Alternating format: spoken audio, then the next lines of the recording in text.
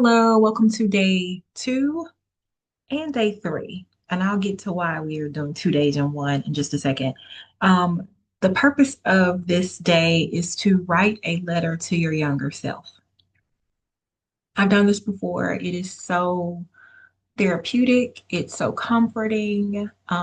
If you want to grab a younger version, a picture of a baby you, I'm looking around for a younger picture of me. I don't see one, but you can put it at the top of your page and just write to that version of you. What did you need to hear from someone during that time? What insight or wisdom can you share in hindsight now that you're much older to share with that younger version of you? Maybe now you're like, you know what? Don't even worry about that time in 8th grade, or don't worry about freshman year of college. You're going to be okay. Like it works out. Whatever you can think of, whatever age you want to write to that age. The reason why days 2 and 3 are all about writing to the younger version of yourself is because I understand that this is could be a touchy or sensitive thing, sensitive subject for some of us, right?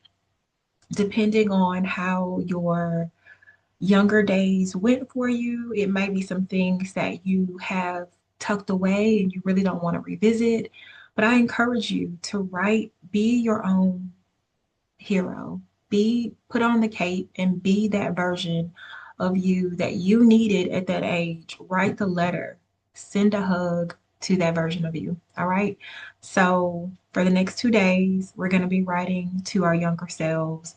You have 2 days to do it. If you find yourself feeling overwhelmed with it, if you find yourself, you know, getting into a space that doesn't feel comfortable, pause, pray, put it down, and then pick it back up and just write the letter. You can write it directly into your vision book if you want to. If you run out of pages, there are extra pages in the back. You can also pick up your journal and write in your journal. I encourage you to write it longhand, like literally pick up a pen and write, because there is something therapeutic that happens when the pen hits the page and you're writing words that like uncover things from your past. So I encourage you to do it that way. And if you want to type it, that's fine too. But there is literally something therapeutic and cathartic about grabbing a pen and the energy that leaves the pen and it goes into the page. It's just amazing. Okay. So I've written to several versions of myself, and each time it was like a hug. It was like a really big hug. So I look forward to hearing about, how you guys felt during this process. And I pray that there is a little bit of freedom or a lot of bit of freedom that comes along with writing this letter to your younger self.